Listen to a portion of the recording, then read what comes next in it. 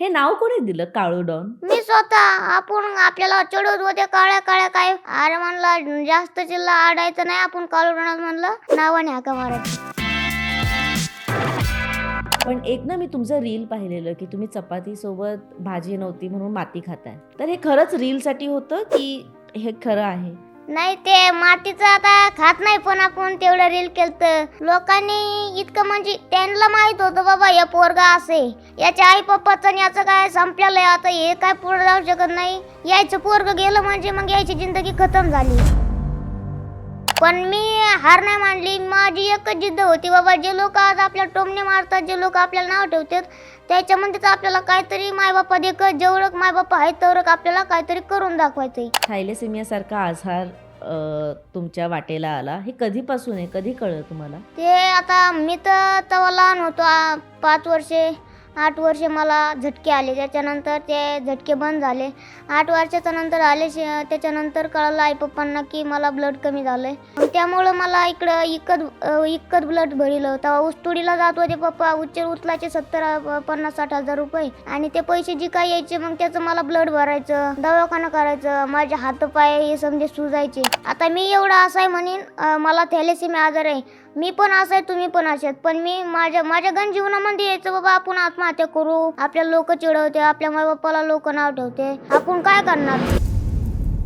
तुम्हाला भीती नाही वाटत कसली? नाही, आपल्याला भीती नसती वाटत. आपण गावाकडे रानामध्ये हिंडतो. फक्त भीती वाटते मरण ज्या टायमाला येईन त्या टायमालाच जाईन. भीती अशी करायलाच नाही येत मी. हॅलो, हाय, नमस्कार. मी मज्जा गर्ल अंकिता लोखंडे. मला तुम्हाला आज एक प्रश्न विचारायचा आहे की तुम्ही काळू डॉनची फॅमिलीमध्ये पार्टिसिपेट केलंय का, किंवा तुम्ही काळू डॉनच्या फॅमिलीचा हिस्सा आहात का, किंवा त्याचे मेंबर्स आहात का? नाही, अजून जर तुम्ही ते मेंबर्स नाही झाला आहात तर आज व्हा, कारण का आज काळू डॉन माझ्यासोबत आहे. प्रभू शेळके, कसे आहात तुम्ही? मी खूप चांगला आहे. मी आशा करतो तुम्ही कशा आहेत? आम्ही खूप मस्त आहोत. आणि मी तुम्हाला इतकं रील्सवर पाहिलंय, तुम्ही इतके व्हायरल आहात. काय सांगाल स्वतःबद्दल? तुमचं वय सांगा आधी मला. मी तर पहिल्यापासूनच व्हायरल होते, पहिल्यापासूनच राहणार. आपलं नाव प्रभू आशिष शेळके, परतूर तालुका आहे, जिल्हा जालना, वलखेड गाव आहे आपलं. वय काय तुमचं? वय माझं 19 वर्षाचं आहे. मी आता 20व लागन, हा, चालू आहे मला 20व. पण तुम्ही इतके आज भारी दिसताय. हे गळ्यात जे घातले दागिने, किती हौस आहे तुम्हाला? आता आपण कालुडॉन म्हणल्यावर आपला शॉक तर राहणार ना. हा, मग आपला कालुडॉन म्हणल्यावर शॉक, त्याच्यामुळे मला हौस आहे ती घालायची. हे नाव कोणी दिलं काळू डॉन? मी स्वतः. आपण आपल्याला चिडवत होते काळ्या काळ्या काय. अरे म्हणलं जास्त चिल्ला आडायचं नाही, आपण कालुडॉनात म्हणलं नावाने हाका मारायची. अरे बाप रे. पण हा जो काळू डॉन आज मुंबईत आलाय किंवा आपल्या स्टुडिओमध्ये आहे, कशी वाटते मुंबई? खूप भारी वाटली. आता आपल्या आपण गावाकड वावरामध्ये फिरतो, याच्यामध्ये फिरतो, पण मुंबई येऊन खूप भारी वाटलं मला. इतके मोठे मोठे बिल्डिंग येते बघून खूप भारी वाटू लागलं. पण हे जे इंस्टाग्रामवर जे इतके व्हायरल होतात तुमचे रील, इतके मिलियन्स व्ह्यूज येतात, ही सुरुवात कशी झाली? पहिलं व्हायरल रील कोणतं होतं, जरा सांगाल का? पहिलं म्हणजे मी वावरात गेलतो, मी ज्वारी काढायला. ज्वारी काढता काढता मी असंच माझ्या आजीनी मम्मीनं त्यांनी ज्वारी घेतली होती काढायला, तर मी गेलतो आईसोबत. तर मग ती ज्वारी काढता काढता मी व्हिडिओ चालू केलता आणि म्हणलं होतं, मित्रांनो मला काम करावं लागते, हे अशा कालुडॉनला रक्त भरावं लागते महिन्याला, प्लीज सपोर्ट करा, कालुडॉनचं तेवढंच भलं होईन. तर मग लगेच व्हिडिओ ते व्हायरल झाला. त्याच्यानंतर मग मी एक व्हिडिओ बनवला हिंदीतून. तो होता, हेलो गाइस, आपको ये दिखाई दे रहा है, वो दिखाई दे रहा है, सब कुछ दिखाई देता है, लेकिन फॉलो का बटन नहीं दिखाई देता, जल्दी फॉलो करो. फिर लोगों ने ऐसा फॉलो किया ना, वो व्हिडिओ भाग गया. काय बोलताय? किती भारी. पण तुम्हाला माहिती आहे का, असे फार कमी लोक आहेत म्हणजे ज्यांचं नशीब ना असं चमकतं किंवा ते एका मिनिटात घराघरात जातात आणि सगळ्यांना आवडतात. मग रंग, रूप, उंची, श्रीमंती, गरिबी हे काहीच मॅटर नाही करत. नाही, आता ते कसं आहे, नशिबाचं नसतंय ते, फक्त आता आपल्या लोकांपासूनच होतंय. जर त्यांनी प्रेम आणि सपोर्ट नसतं दिलं, आज मी यापर्यंत नसतं आलं. तर मला खूप भारी वाटते. माझ्या मित्रांनी फॅन फॉलोईंग माझी आज खूप इतका सपोर्ट केला मला, आणि आज मी इथं आलेलो आहे. खूप भारी वाटते मला. मुंबई त्याच्यामुळे बघायला भेटली, त्याला माझ्या काळजापासून धन्यवाद. असं प्रेम सपोर्ट करीत राहा. अगदीच. पण प्रभू, तुम्हाला आधी कोणी ओळखत नव्हतं, आधी तुम्ही नाही. अगदीच सामान्य माणूस होता. हा, पण आता या व्हायरल रीलमुळे किंवा Instagramमुळे किंवा सोशल मीडियामुळे हां. प्रचंड लोकं तुम्हाला ओळखतात. खूप हं. फॅन फॉलोविंग आहे. हां. आयुष्य कसं बदललंय? आयुष्य आता कसं आहे, आपण रानामध्ये जायचं. पहिलं काय आपल्याला कोणी ओळखत नव्हतं. आपल्याला काही सोशल मीडियाची पण माहिती नव्हती. पण जिद्द होती बाबा आपण सोशल मीडियावरच काहीतरी करून दाखवायचं. आपण लोकांचे रील बघतो म्हणल्यावर आपण तरी एखादं काहीतरी करून बघू. झालं म्हणलं सक्सेस. त्यामुळं म्हणून मी व्हिडिओ बनवून टाकले. झाली माझ्या देवाने साथ दिली, फॅन लोकांनी माझ्या साथ दिली. त्यामुळं आज मी इथपर्यंत पोहोचलोय. मला खूप भारी वाटतंय. खूप आनंदित आहे आता मी सध्या. खूप मस्त प्रभू. घरी कोण-कोण असतं? घरी माझ्या आजी असते, आजोबा, चुलती, चुलता आणि आमच्या फॅमिलीमध्ये असते फक्त माझा भाऊ, पप्पा, मी आणि माझी मम्मी. भाऊ छोटा आहे. बहीण आहे पण तिचं लग्न झालेलं आहे. 2 मुली आहेत तिला. बापरे! इतकी मोठी बहीण आहे? हां. किती भारी. आता मीच 20 वर्षाचं म्हणल्यावर ती माझ्याहून मोठी आहे थोडी. हां. बाबा काय करतात? पप्पा ड्रायव्हर आहे. आई? ड्रायव्हर. आई घरी असते. आई नाही, आई रानात जाते कापूसाचा तूर काढायला असं वगैरे काम करते. पण एक ना मी तुमचं रील पाहिलेलं, की तुम्ही चपातीसोबत भाजी नव्हती म्हणून माती खाताय. तर हे खरंच रीलसाठी होतं, की हे खरं आहे? नाही ते मातीचं आता खात नाही पण आपण तेवढं रील केलतं. कारण की आपल्याला भारी वाटतंय. लोकाला हसवण्याला, लोकाला सॅड करण्यासाठी मी तेवढं करतो. पण यामागे तुमचा खूप मोठा संघर्ष आहे. जसं मी तुमच्या जे तुम्हाला जे मॅनेज करतात किंवा तुमच्या आजूबाजूचे लोकं आहेत, मी जेव्हा त्यांच्याशी बोलले, तेव्हा त्यांनी मला सांगितलं, की एक खूप मोठा संघर्ष आहे या प्रभू शेळकेच्या मागे. हं. तो संघर्ष मला सांगाल तुम्ही? लोकांनी इतकं म्हणजे त्यांना माहीत होतं बाबा हे पोरगा असं आहे. एक तर याची छोटी हाईट आहे, याचं काय हाईट पण नाही वाढू शकत आणि याला दर महिना रक्त भरावं लागतं. हे दोघं भाऊ असेच आहेत म्हणल्यावर याच्या आई-पप्पाचं आणि याचं काय संपलेलं आहे. आता हे काय पुढे जाऊ शकत नाही. यायचं पोरगं गेलं म्हणजे मग याची जिंदगी खतम झाली. पण मी हार नाही मानली. माझी एकच जिद्द होती बाबा जे लोकं आज आपल्याला टोमणे मारतात, जे लोकं आपल्याला नाव ठेवतात, त्याच्यामध्येच आपल्याला काहीतरी मायबापादेखत जेवढं मायबाप आहेत तेवढं आपल्याला काहीतरी करून दाखवायचंय. जे माझ्या संग मित्रपणा करीत नव्हते माझ्या वर्गातले मुलं, त्याच्या संग आज मला काहीतरी करून दाखवायचं. गंज आपण शाळा नाही शिकलेलो, पण आपण एवढी जिद्द होती की आपण काहीतरी करून दाखवू. मेहनत केली, झाले देवाच्या नावाने 2.3 मिलियन फॉलोवर. अजून काहीतरी होतील हीच देवाची प्रार्थना मागते. वाह! खूप मस्त. पण हे सगळं होत असताना थॅलेसेमियासारखा आजार तुमच्या वाटेला आला. हे कधीपासून आहे? कधी कळलं तुम्हाला? ते आता मी तर तेव्हा लहान होतो. 5 वर्षे, 8 वर्षे मला झटके आले. त्याच्यानंतर ते झटके बंद झाले. 8 वर्षाच्या नंतर आले त्याच्यानंतर कळालं आई-पप्पांना की मला ब्लड कमी झालंय. तर 1-2दा गेले म्हणजे 3-4 वर्षाच्या नंतरच मला ब्लडचं झालं होतं. पण त्याच्यानंतर 2 वर्षाच्या नंतर परत एकदा ब्लड भरावं लागलं. मग पप्पांनी असं 1-2दा केलं. म्हणलं, "बाबा ब्लड का कमी होतंय सारखं-सारखं?" मग त्यामुळं मला इकडं इकत ब्लड भरिलं. तेव्हा ऊसतोडीला जात होते पप्पा. उचलायचे 50-60 हजार रुपये आणि ते पैसे जे काही यायचे मग त्याचं मला ब्लड भरायचं, दवाखाना करायचं. माझे हातपाय हे समजे सुजायचे. सुजन येत होती माझ्या अंगावर. मग असं करता असंच मला गेलं. मग 8 वर्षानंतर मला कळायला लागलं बाबा आपल्याला बी असा प्रॉब्लेम आहे. नंतर मग मी जे हॉस्पिटलला मुंबईला 2 महिने ॲडमिट राहिलो. समजे जे काय तपासण्या केल्या पण काहीच मिळू लागला. नंतर मग कळालं की हा थॅलेसेमिया आजार आहे. त्यामुळे याचं ब्लड कमी होतंय आणि त्याच्यानंतर मग याला पण माझ्या भावाला 8 वर्षाच्या नंतरच त्याचा पण तसा प्रॉब्लेम सुरुवात झाला. मग याचा त्रास होतो? त्रास तर काही नाही होत. फक्त एवढंच आहे की ज्या टायमाला माझं ब्लड कमी होतं, त्या टायमाला मला जेवण करू वाटत नाही आणि मला एकदा म्हणजे असं सारखं झोपावं वाटतंय. म्हणजे ताकद राहत नाही माझ्या अंगात, असं असतंय. आणि ज्या टायमाला मी ब्लड चढून येतो, त्या टायमाला मग 1-1.5 महिने, 2 महिने असं काही टेन्शन नसते. आता कसं आपण फोन चार्जिंग करतोय ते चालतं तसंच असतं माझं बी. हां.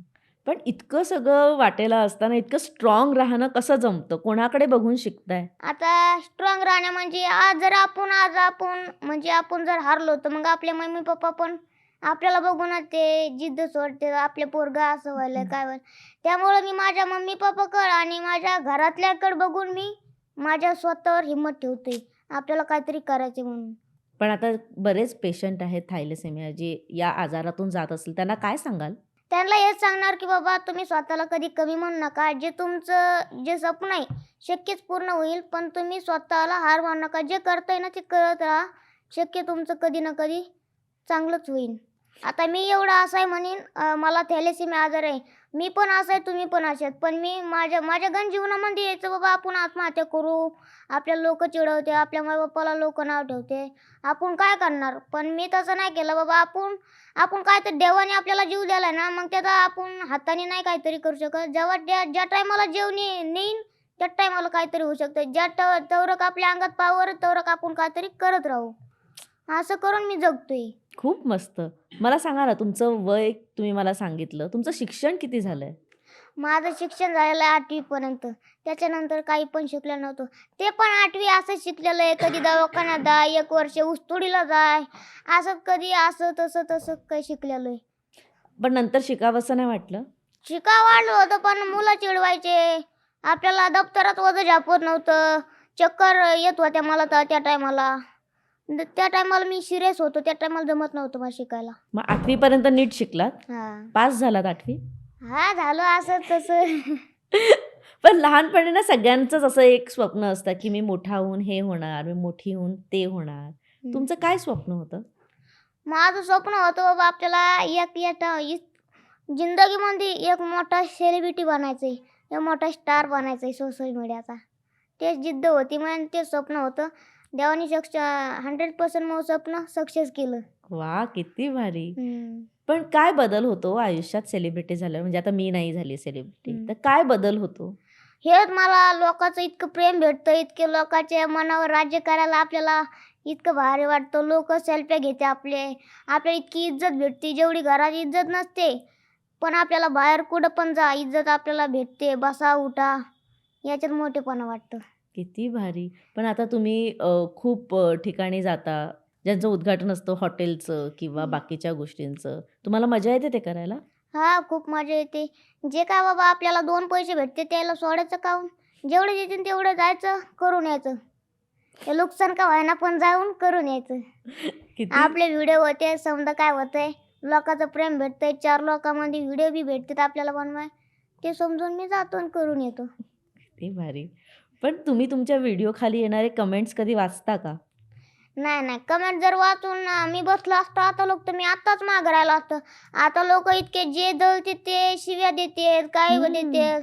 काही न बाई काही बी जे म्हणालीन ते बोलतात. पण आपण त्याच्यावर मी ध्यान नाही देत. जे वाचितो एखाद बार पण योग्य वाटन ज्या टायमाला माझ्या मनात येईन वाचू एखादी बार तरच वाचतो. नाहीतर मी कमेंटवर ध्यान देत नाही. मी माझं कंटेंट मी चालू ठेवत असते. पण कुठेतरी मनात एका ठिकाणी असं वाटत असेल ना, की का लोकं मला असं म्हणतायत किंवा का हे सतत मला वाईट बोलतायत? ते तर म्हणतातच वाटतंय मनाला. आता आपलं काय असतंय, लोकांचं तर कामच आहे, जे डोंगणे मारते बोलायचं कामच आहे. पण आपलं काम काय आहे? आपलं काम आहे फक्त जे आपण कामावर फोकस ठेवलेला आहे, त्याच कामावर आपण फोकस ठेवला पाहिजे. हं. फालतू कामावर फोकस केल्यावर ते आपण मागं जिथं होतो तिथंच राहतो ना आपण. हां. त्याच्याकडे ध्यान देऊन नसते चलत. म्हणजे आता इकडं कानाचा आणि डोळ्याचा 4 बोटं फरक आहे. जोपर्यंत आपण डोळ्याने बघणार नाही तोपर्यंत ते काही करायचं नाही. ज्या टायमाला आपण डोळ्याने बघतो त्या टायमालाच मग आपण काहीतरी करू शकतो. बापरे! एवढुशा वयात हे सगळं मोठं-मोठं बोलायला कुठून शिकलात? आपल्याला पहिल्यापासून बोलायचं नाद आहे. आपण गावठी माणूस आहोत. टॉपचा विषय आहे आपला आ? कालवदान. तुम्हाला भीती नाही वाटत नाही, कसली? आपल्याला भीती नसती वाटत. आपण गावाकडे रानामध्ये हिंडतो. पण असे एक असतं डुकरं नेन आपल्या मोहरून पडत भेट नाहीत आपण कोणाला. पण एक असतं ना, प्रत्येक माणसाला कसली तरी भीती वाटते. तुम्हाला कसली वाटते भीती? नाही, आपल्याला कसलीच भीती वाटत नाही. फक्त भीती वाटते मरण. ज्या टायमाला येईन त्या टायमालाच जाईन. बापरे! भीती अशी कोणालाच नाही भेट मी. बाई! पण आता जे आधी तुमच्यासोबत होते मित्रमंडळी, जेव्हा तुम्ही फेमस नव्हतात आणि आता तुम्ही फेमस झालात, तर त्यांच्या वागण्या बोलण्यात बदल झालाय तुमच्या बाबतीत? हां, आता जे मला बोलत नव्हते ते खूप भारी म्हणते मला ते आपुल्या संग शिकला नाही गण तो आपला मित्र प्रभू शेळके. पण आज तो शिकून किती मोठा झालाय आपल्यापेक्षा. आपण इतकी शिकून आपले काही उपयोग नाही झाला. पण आज ते काहीतरी करतोय. इतक्या मोठ्या-मोठ्या लोकात हिंडतोय. इतक्या मोठ्या-मोठ्या म्हणजे दुकानाच्या ओपनिंगला जातोय. इतका सन्मान कसं काय भेटतो त्याला? म्हणलं मी मेहनत केली. तुमच्याकडे ध्यान नाही दिलं म्हणून तर आज मी त्या टायमाला मी तुम्हाला म्हणत होतं, "यार जाऊ द्या, नका तुम्ही तसं बोलू मला. हं. मी माझ्यासोबत मैत्री करा." पण ते ऐकत नव्हते. पण आता मी तरी पण मी त्यांना बोलतो, "जाऊ द्या, मागच्या गोष्टी झालेल्या गोष्टी द्या सोडून. जसं आहे कालूदान जसा आहे तसाच राहतोय आणि जिंदगीभर तसाच राहणार." भारी. किती मित्र आहेत तुमचे? होते त्या टायमाला 4-5 आहेत, तर ते आता गेले आपण आपल्या म्हणजे कोणी शिकायला गेलं इकडं तिकडं. आता गावात नाहीत राहत. मग आता कोण आहे तुमचा मित्र? सगळ्यात खास मित्र कोण आहे? आता मित्र तर नाही, आता गावामध्ये फक्त फोनवरच बोलणं होतं आमचं. आता जे काय करतो आम्ही फक्त दोघा भावाच्या विचारानेच करतो. दोघं भाऊ? हां. जरा भावाबद्दल सांगा ना मला, कसा आहे तो? तो बी खूप चांगला आहे, म्हणजे माझे व्हिडिओ एडिट करून देतो. हां. मला शिकवतो. म्हणजे जर जे समजत नसतं मला ते सांगतो समजून. त्याला इंग्लिश येते, मला इंग्लिश येत नाही. तो शिकतोय का? शिकतोय. मग त्याला तुम्ही शिकवता का? मलाच येत नाही, मी त्याला कुठून शिकवणार? नाही, पण ही जी दुनियादारी आहे हं. किंवा कसं वागायचं, कसं बोलायचं, जसं घाबरायचं नाही, जसं आता तुम्ही माझ्याशी बोलताय तसं त्याला सांगितलंय का? सांगितलं त्याला. मग तो तुमच्यासारखाच आहे बिनधास्त? आता काय माहीत त्याला आता त्याच्या हृदयामधलं त्याला माहीत, आता बोलता येते की नाही मला नाही माहीत. हां. आपण तर आपलं सांगणं शिकवणं काम आहे. जेवढं आपण करतो, जेवढं समजून आपल्याला तेवढं सांगतो आपण पुढच्याला. पण तुम्ही ह्यावेळेस पहिल्यांदा मुंबईत आलात ना? हां. कशी मग वाटते पहिली बार मी पहिला आलतो पण मित्राकडे आलतो आर्यबाईकडं. होता मित्र आपला, त्यांनी खूप सपोर्ट केलेला मला. म्हणजे माझी सोशल मीडियाची काही माहिती नव्हती, सांगितलेली त्यांनी. तर त्याच्यामुळं आता ही दुसरी वार आहे मुंबईत येण्याची माझी. खूप भारी वाटली मला. ज्या टायमाला फर्स्ट टाईम आलतो त्या टायमाला मला भीती वाटत होती. बाबा इतक्या बिल्डिंगी मोठ्या-मोठ्या. आपल्या गावाकडे छोटे-छोटे घरं राहतात. हवा सुटती थंडी. इकडं इतकी गरमी होती. म्हणजे आपला जीव घाबराट होऊ लागला इकडे आल्यावर. पण जर सांगितलं की तुम्हाला आता पुढचं आयुष्य मुंबईमध्येच काढायचं तर काढाल? नाही बा, आपलं जे काय आयुष्य मला मुंबई आवडतच नाही. मला डायरेक्ट आपलं गाव आणि आपलं शहर. काय खाल्लं पहिल्यांदा जेव्हा मुंबई आलात तेव्हा? काय एक पदार्थ काय खाल्लाय? मुंबईत म्हणले इकडचा वडापाव भारी. हां. वडापाव खाऊन बघितला. आवडला का? नाही मला नाही आवडत वडापाव. का? मला नाही. मला आवडत नाही वडापाव-बिडापाव. त्याच्यानंतर खाल्ला डोसा. ते म्हणलं जरा चांगला आहे, टेस्टी. पण जशी आपल्या गावाकडच्या ठेचा भाकरीची चव आहे तशी चव नाही म्हणलं कशाला इकडं. हो. हां. भारी. पण आता जे काय म्हणतात की फार कमी लोकं आहेत जी स्वतःची मस्करी स्वतःच करतात आणि खुश राहतात. तर हे किती कठीण असतं हो?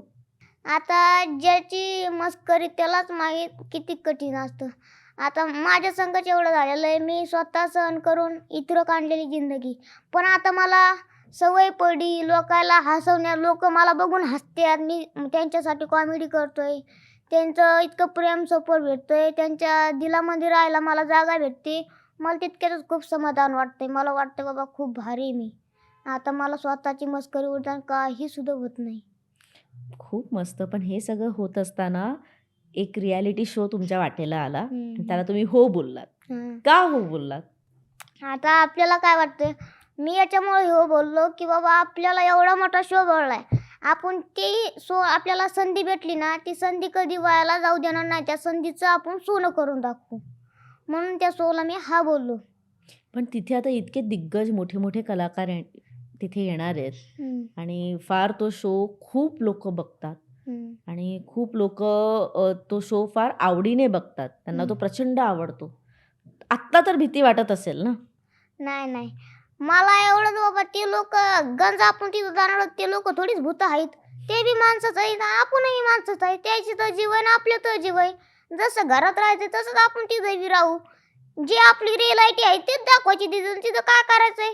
गपचीप बसून चालणार नाही. आपण जे आपला कालुडान आहे ओरिजिनल गावाकडचा, तिथं तेच कालुडान राहणार.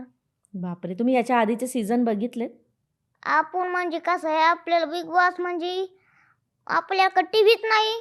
आणि ज्या टायमाला मला बिग बॉस ती पण माहिती नव्हती, त्या टायमाला मी काहीच बघत नव्हतो. थोडंफार बघत होतो. त्या टायमाला मागचं सीझन 5 होतं. थोडंफार बघितलेलं आहे मी बिग बॉस. होतेच भांडणं हे ते होते, ते माहिती आहे मला, बघितलेलं आहे ते. तुम्ही भांडता का? मग कालूराम भांडतो. हुशार आहात तुम्ही भांडणात?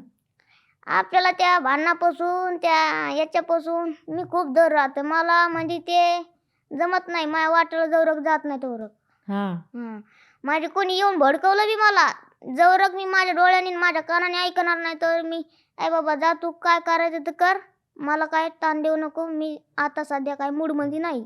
बरं, मी तुम्हाला काळूडॉन म्हटलं तर चालेल का? नाही बिनधास्त म्हणू शकता. आता मी एवढं फॅन लोक एवढा पुऱ्या महाराष्ट्रात मी कालूडॉनच्याच नावाने फेमस आहे. बरं. पण तुम्हाला जेवण बनवता येतं का काळू डॉन? मला जेवण येतं, चिकनची भाजी बनवता येते, चहा बनवता येतो, चपात्या बनवता येते, राईस बनवता येते.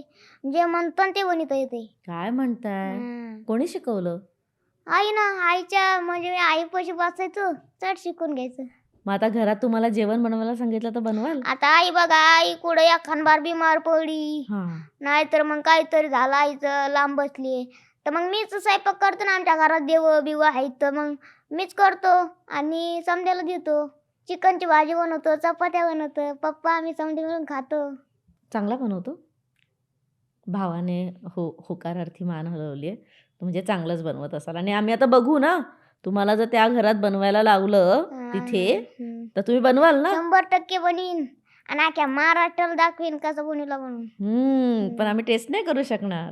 टेस्ट करायला काय टेस्ट, जे तिथं असून त्याला तर टेस्ट करायला लावीन. हां, जबरदस्ती. हां. बाबा करून बघ टेस्ट आणि सांगा कशी झाली. पण याच्या आधी जे सदस्य गेलेत त्या घरात, त्यापैकी कोण तुम्हाला आवडलंय? मला तर काय, मला बिग बॉस माहीतच नव्हतं आणि मला ते गेम बी समजत नव्हतं. बाबा हे काय असते बिग बॉस आणि याच्यात म्हणजे हे काय आहे आणि कसा खेळायचा, इथं कोण कोण जातंय, कसं काय करावं लागतंय, याचं मला काहीच माहीत नव्हतं, काहीच. आणि ते मला ते बी नव्हतं कळत, हे वोटिंग काय असतंय, हं. हे काय असतंय, कोणचं आपल्याला प्लेयर आवडतोय, हे बी मला काहीच माहिती नाही त्याच्यातलं. पण तुम्ही तुमच्यासारखा सूरज चव्हाण पण एक सोशल मीडिया स्टार हां, होता. हां. स्टार त्याचे होता. पण फॉलोअर्स खूप होते. हां, हां. तोही गावातला मुलगा आहे आणि तो हां. जिंकला सुद्धा. तर हं. तुम्हाला सूरज चव्हाण आधीपासून माहिती होता?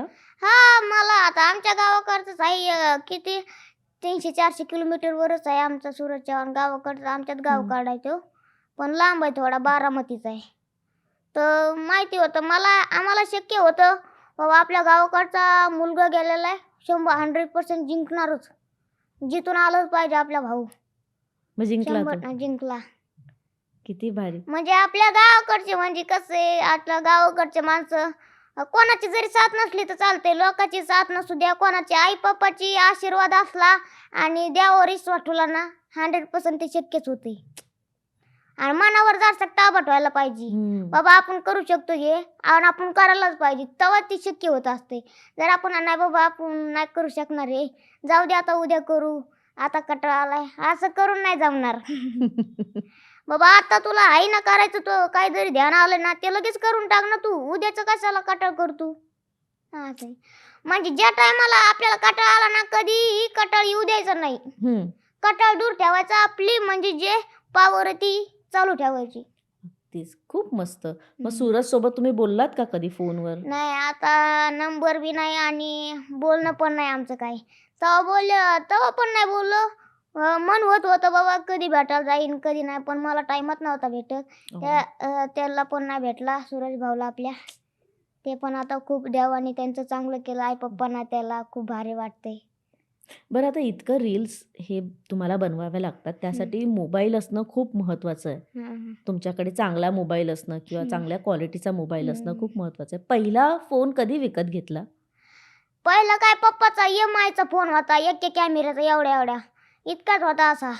मग ते काय त्याच्यावर क्वालिटी नव्हती आणि काही नव्हती. व्हिडिओ टाकायचो, व्ह्यूज जात नव्हते, काय नव्हते. वैताग यायचा यायला. आपण व्हिडिओ टाकलो, रोज कंटिन्यू मेहनत करायलो. असं काय व्हायलंय आपल्यासोबत. दणकंदिशीनं फोडून टाकला फोन. म्हणजे ताण येत होता. लोकं तर एक हसतेत, काय रे व्हिडिओ काढतोस, लाईक नाही आणि काही नाही. एक लाईक येतून त्यालाच व्हिडिओ काढतोस रोज मी ते नकटा फोन घेऊन. असं म्हणायचे. मग मला त्याच्यामुळे राग आला. ते फोनच टाकला फुकून. मग? मग काय असंच मग आईसोबत पप्पा तर गाडीवर जायचे. आई, मी, माझा भाऊ रानामध्ये जायचो कापूस वेचायला. आईला म्हणायचो तू तुपले पैसे वाली ठेव, मग आपले पैसे मला पाहिजेत म्हणलं असतं. कामाचे जे पण कापसाचे 20 म्हणजे 15 किलो 17 किलो असा कापूस वेचायचो मी. त्याचे कापसाचे पैसे जे काही येते ना आमचे, ते मी वाली ठेवायचो, म्हणजे गल्ल्यामध्येच टाकून ठेवायचो म्हणजे असं करून करून मी 4,000-4,500 रुपये साचवले आणि त्याचा एक मोबाईल घेतला EMIचा. EMIचा नाही ते इन्फिनिक्स. हां. इन्फिनिक्स. तो फोन घेतला. मग त्याच्यावरून जरा मी चांगलं व्ह्यूज जाऊ लागले, व्हायरल व्हायला लागलं. त्यानंतर मग मला काहीतरी भारी वाटू लागलं. पप्पाची पगार येत होती ती मला पुरत नव्हती. म्हणजे ते पप्पाचे जे पहिलं घर बांधलेलं होतं माझ्या आजी-आज्यांनी, त्याच्यावर ते फायनान्स उचललेलं होतं महिंद्रा फायनान्स. त्याचे हप्ते भरायचे पप्पा आणि ते आईचे पैसे जे काही येत होते ते आमच्या दवाखान्यात लागायचे.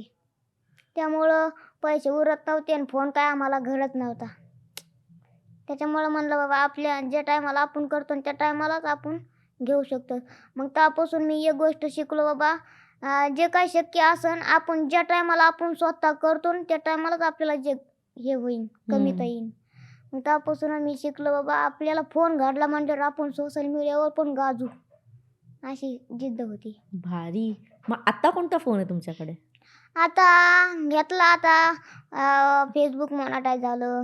थोडेफार ओपनिंगचे 1000-2000 असे पैसे येऊ लागले तर आपण त्या टायमाला घेतलेला 40,000चा फोन आता iPhone 14. काय बोलताय? हम्म. भारी. मग त्याच्याने आता चांगली क्लॅरिटी आहे. आता क्लॅरिटी चांगली शूट होते. बरं, तुम्ही मगाचपासून इतकं बोलताय माझ्याशी, इतकं मोठं मोठं बोलताय, म्हणजे मीही अजून इतकं आयुष्याकडे इतक्या पॉझिटिव्हली नाही बघत, इतकं तुम्ही मोठं बोलताय. तुमच्या आई वडिलांनी तुमच्यासाठी फार कष्ट केलेत. म्हणजे जसं आता तुम्ही मगाशी सांगितलं की बाबा ड्राईव्ह करतात, आई शेतात जाते. तर आई बाबांबद्दल जर आता काही व्यक्त व्हायचं असेल तर प्रभू काय व्यक्त होतील? आता एवढंच आहे की बाबा आपल्या आई बाबाला आता आरामात जेवढं आपण आई बाबाने आपल्यासाठी इतकं केलं, इतके दिवस आपण त्याच्या जीवावर बसून खाल्लं. पण आता आपण काहीतरी करतो म्हणलं आता आई बापासाठी काहीतरी करून ठेवावं. म्हणजे ते आता काम धंदा नाही केला पाहिजे आई बापानी त्यांच्यासाठी. म्हणजे मग एकच स्वप्न आहे बाबा आपण एखादं घर बनवून ठेवा, घर. आणि त्यानंतर मग आपल्या इलाजाचं बघावा. आपला इलाज बाबा ही रक्त वाढत नाही, हाईट वाढत नाही, नंतर याच्याकडे लक्ष देणार आहे. पण तेवढं स्वप्न आहे आपलं आधी घर उभा करायचे. खूप मस्त. होणार, सगळं स्वप्न पूर्ण होणार. होणार 100%. अगदीच. पण आता 3 महिने आईशिवाय कसं राहणार तुम्ही? आता इकडं पहा, आता आपण कसं आहे आईला नाही सोडेल कधी, पप्पाला नाही सोडेल कधी. पण आता आपल्याला काहीतरी करून दाखवायचं म्हणलं तेवढं तर आता कानामागं टाकून तेवढं करावंच लागणार आहे आपल्याला. खूप आता मस्त. आई पप्पाला धरून बसलं बाबा मला नाही करमत, तुझ्या बिगाऱ्या नाही होत. म्हटलं पुढं कसं जाणार आणि ते घराचं आणि याचं स्वप्न कसं शक्य होणार?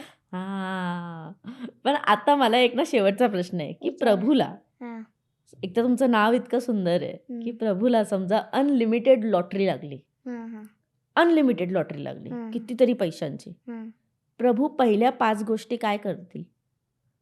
पहिलं तर बाबा आपलं एवढंच आहे, पहिलं आपल्या आईबापाचं म्हणजे जे काय बाबा आपण ज्या टायमाला राहणार ना त्या टायमाला आपल्या आईबापाचं काहीतरी करून ठेवायचं बाबा. आपण गेल्यावर आईबापानी बसून खाल्लं पाहिजे, लोकांकडे भीक मागायचं हात नाही पसरले पाहिजे. त्यानंतर घर बनवून ठेवीन आणि त्यानंतर माझा एक इलाज. या इतक्या गोष्टी घडल्या तर आपल्याला काही सुद्धा नाही पाहिजे.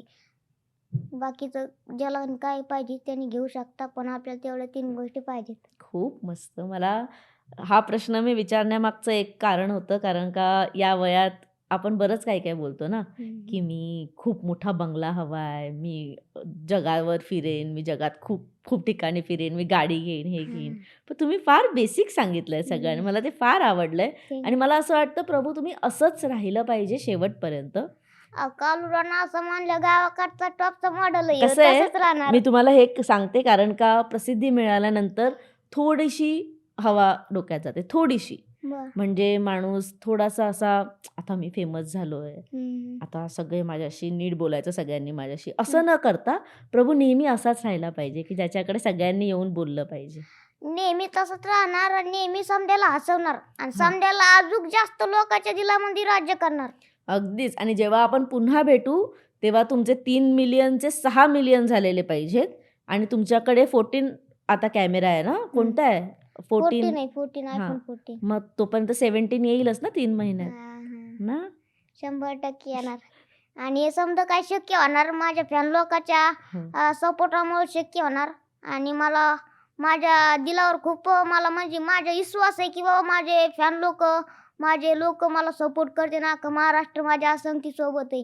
म्हणजे ज्या टायमाला मला हे बिग बॉसच्या घरात बघते माझे फॅन लोक, म्हणजे खूप भारी वाटण त्यांना बाबला आता आपला गावकडचा कालू डॉन आपला आज बिग बॉसमध्ये गेलाय. खूप वाह! भारी वाटन त्यांना बघून. अगदीच आणि सगळ्यांना असंच भारी वाटू दे. आई-वडिलांना तुमचा अभिमान वाटू दे. असं काहीतरी करून या. आपल्यामुळे कोणाचंही नाव खराब नाही झालं पाहिजे नाही, नाही, बाहेर. नाही. हे नेहमी डोक्यात ठेवा आणि हां. आमच्याशी गप्पा मारल्याबद्दल thank you so much. Welcome. इतक्या लांबून मुंबईत आलात. ही मुंबई तुम्हाला आपलंसं करेल कारण की मुंबई सगळ्यांनाच आपलंसं थँक करते. You so much. ही मुंबई तुम्हाला आपलंसं करेल आणि पुन्हा एकदा भेटूयात काही वेगळ्या गप्पा घेऊन आणि तुमचा बिग बॉसचा अनुभव घेऊन एकदा पुन्हा याच स्टुडिओमध्ये हां. भेटूयात. Thank you so thank you. Much. आणि तुम्हाला हा इंटरव्ह्यू आवडला असेल तर लाईक करा, शेअर करा, कमेंट करा, सबस्क्राईब नक्की करा. तुमच्या तोपर्यंत मित्रामध्ये शेअर करा, लाईक करा, फॉलो करू. Thank you so much. आता यांनी सांगितलं तर माझेही 3 मिलियन फॉलोवर्स झाले पाहिजेत. प्लीज आणि काळू डॉनला सपोर्ट करा आणि त्यांची फॅमिली अजून दिवसेंदिवस वाढत राहू दे Instagramवर. Thank you so much. Welcome. Marathi मनोरंजन सृष्टीमधील मालिका, चित्रपट, नाटक तसेच कलाकारांबद्दलच्या नवीन अपडेट्स जाणून घेण्यासाठी नक्की सबस्क्राईब करा इट्स मज्जा मराठी या आपल्या नवीन यूट्यूब चॅनलला.